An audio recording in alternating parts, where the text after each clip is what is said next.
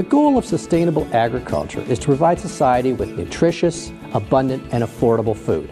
From the producer's standpoint, this means following land management practices that can both preserve the productive capability of land while ensuring long-term financial returns. Nutrient stewardship of our land is a key to improving crop yields and economic outcomes for the producers. The Canadian Fertilizer Institute recognizes this and has developed a program called Farming for Our Land. We talked with Clive, Vice President at CFI, about their nutrient stewardship programs and how the association supports those goals. I'm here with Clyde Graham from the Canadian Fertilizer Institute, and today we're going to talk a little bit about the Institute and about the conference we're here attending right now, Farming for Our Land. So Clyde, tell us about the Institute and its aims, its goals, and who sponsors it. Sure. The Canadian Fertilizer Institute is a trade association of companies involved in the fertilizer business, from large manufacturers of fertilizer to distributors, importers, and the people who sell fertilizer to farmers across Canada and of course in Alberta. And one of our key goals right now is to get out and talk to growers, to agri-retailers about the 4R nutrient stewardship system. And that's applying fertilizer in the right way, the right source of fertilizer at the right rate, the right time, and the right place. And what's important about that is improving both environmental outcomes and economic outcomes for growers. In Alberta right now, we have a project called Farming for Our Land, and it's part of a whole family of projects we have to promote the 4Rs in different regions and parts of the country. Environmental and economic circumstances are different in different parts of the country, from Prince Edward Island to Ontario and Manitoba, where we have other projects dealing with fertilizer and losses of nutrients to the water or into groundwater and aquifers and wells. And so what we're trying to do in Alberta is promote the concept of the 4Rs, the right source of fertilizer at the right rate, the right time, and the right place, that helps farmers reduce their losses of nitrogen fertilizer to the air in the form of nitrous oxide. Now, nitrous oxide is a greenhouse gas. It's about 310 times more important as a greenhouse gas than carbon dioxide. So by changing a few practices, farmers can reduce their loss of fertilizer to the air in the form of nitrous oxide and reduce Alberta's greenhouse gas emissions. And so that's what we're doing right now across the province, raising awareness of the 4Rs and providing some information on those practices. Now, if growers adopt the 4Rs, they can also participate in offsets. We have an offset protocol called the Nitrous Oxide Emission Reduction Protocol that's been recognized since 2010 in the province of Alberta as eligible for offsets. So farmers, if they can get into a project for the NERP, they can get a few dollars an acre in order to help pay for these better management practices.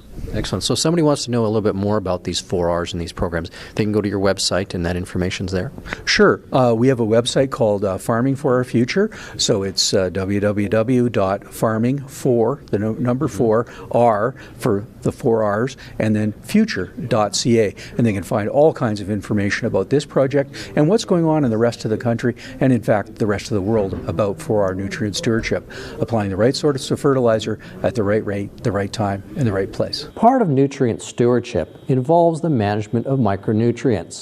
Dr. Dan Heaney from Random Cross Consulting discussed his perspective on the need for micronutrients and how the Farming for Our Land program can enhance returns through beneficial land management practices. Global phosphorus demand has increased significantly over the past 20 years.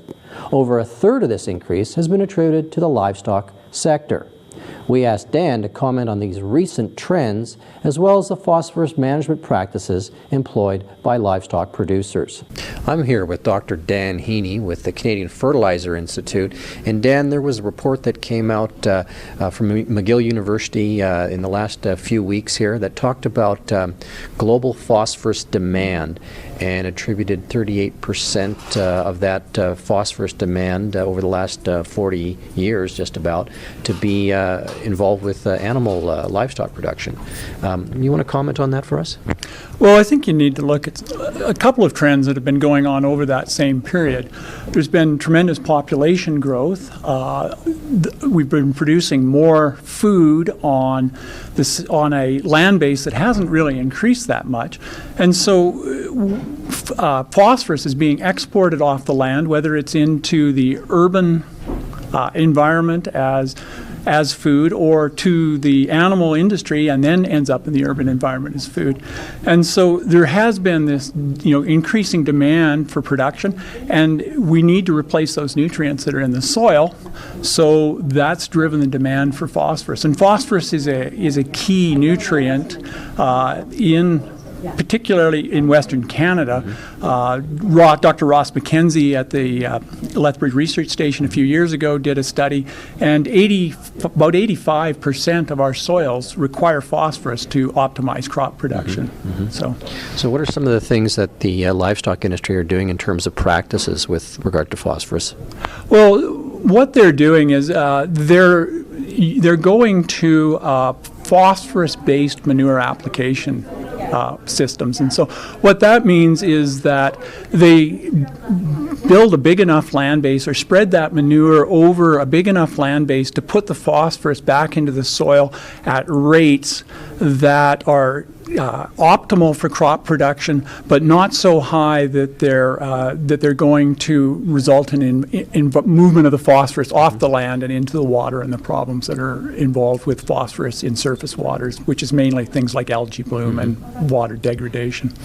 Dan, there was a recent question brought up at Farm Tech by a serial agronomist from Ontario Agriculture that, and I'm paraphrasing here, he said micronutrients are largely smoke and mirrors. The best boost on wheat yield comes from the interaction of nitrogen and fungicide. How do you respond to that?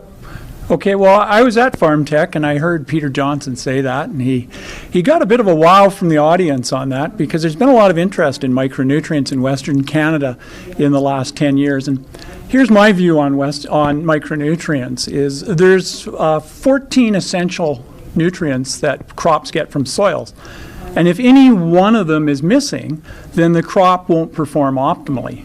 Now, having said that, our Western Canadian soils, for the most part, are really blessed with micronutrients. So there are a few areas where we have particular soil types that are short in one or two of the micronutrients. Copper is a good example. Okay, Dan, we talked about phosphorus use, and we also talked about micronutrients and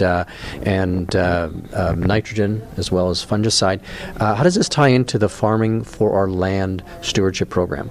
Well, Farming for Our Land, what's behind it is something called the 4R Nutrient Stewardship Program. And the 4R Nutrient Stewardship Program is a system to help producers better manage nutrients on the farm in a sustainable manner. So the 4 R's are actually source, rate, time, and place. And so in each of these issues, we've talked about phosphorus distribution in soil, having adequate phosphorus in the soil to optimize crop production, but not having so much that you do you create environmental problems, using micronutrients where they're needed and where they give a return to the farmer. Those are all covered and fit within the framework of 4R nutrient stewardship. So when you look at those nutrients and you look at the sources, manure or a micronutrient source, whether it's needed or not, how much of it's needed, the rate, where you're going to place it, whether you're going to put it on the surface and incorporate it or put it close to the seed, and then the timing of that nutrient application. For example, with manure, at certain times of the year you don't want to apply it because it's subject to loss. At other times, then there's windows where you can apply it to get optimal use. And 4R deals with all those issues by helping the producer create management practices, BMPs or best management practices, that tie those things together and help them make efficient and sustainable nutrient use on the farm. Excellent, thank you.